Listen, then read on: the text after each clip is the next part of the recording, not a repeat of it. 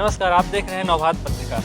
आज हम बात करेंगे दिल्ली की राजनीति के सबसे दिलचस्प और गर्म मुद्दे पे, जो शायद आपकी आंखों को खोल देगा और दिमाग को झकझोर देगा। हाँ, हम बात कर रहे हैं दिल्ली के सरकार की बर्खास्तगी की मांग की। तो क्या दिल्ली में बर्खास्त हो जाएगी केजरीवाल सरकार? दिल्ली में राजनीति की गहमागहमी कुछ और ही कह रही है।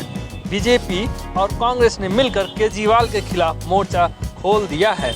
एक और बीजेपी के विधायक राष्ट्रपति के पास जाकर दिल्ली सरकार के खिलाफ शिकायतें भेज रहे हैं। वहीं दूसरी ओर कांग्रेस ने भी बिसात बिछा दी है।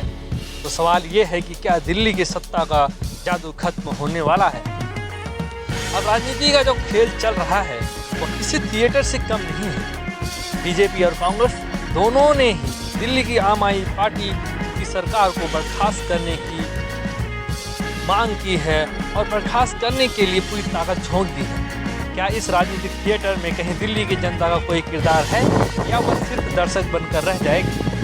कांग्रेस और बीजेपी की यह जुगलबंदी सच में देखने लायक है। कांग्रेस का कहना है कि दिल्ली की खराब स्थिति के लिए आम आदमी पार्टी जिम्मेदार है। देवेंद्र यादव का कहना है कि 10 वर्षों की सत्ता के बावजूद आपके पास कोई ठोस जवाब नहीं है। दिल्ली की बुरी हालत, टूटी सड़कें, जल भराव, ये सब आम आदमी के लिए है। आपको बता दें कि देवेंद्र यादव दिल्ली कांग्रेस प्रदेश के अध्यक्ष हैं। आम आदमी पार्टी पर कांग्रेस का आरोप है कि उसने दिल्ली की मूलभूत सुविधाओं को नकारा है और भ्रष्टाचार में डूबा है। अब कांग्रेस की 15 वर्षों के शासन की बात भी सुन लीजिए, जब दिल्ली में शानदार विकास की चकाचौंध दिखाते हुए स्वच्छता और सुरक्षा के नाम पर सिर्फ बात की गई थी। बीजेपी का भी कुछ काम नहीं है। बीजेपी की शिकायतें की लिस्ट में जल भराव और वित्तीय अनियमितताओं शामिल है, पर यही बीजेपी कभी दिल्ली सरकार के लिए उम्दा प्रशंसा पत्र देने के लिए जिम्मेदारी भी निभा चुकी है। अब बीजेपी का कहना है कि मुख्यमंत्री अरविंद केजरीवाल के जेल में रहने के बावजूद लिए गए फैसलों की लिस्ट पेश की जाए। यह भी एक नई राजनीतिक साजिश की ओर इशारा है। अब बड़ा सवाल यह है कि दिल्ली में राष्ट्रपति शासन लगाने की स्थिति में कौन जिम्मेदार है? क्या यह चोर दरवाजे से चुनी हुई सरकार को गिराने की साजिश है या वाकई एक दिलचस्प प्रश्न?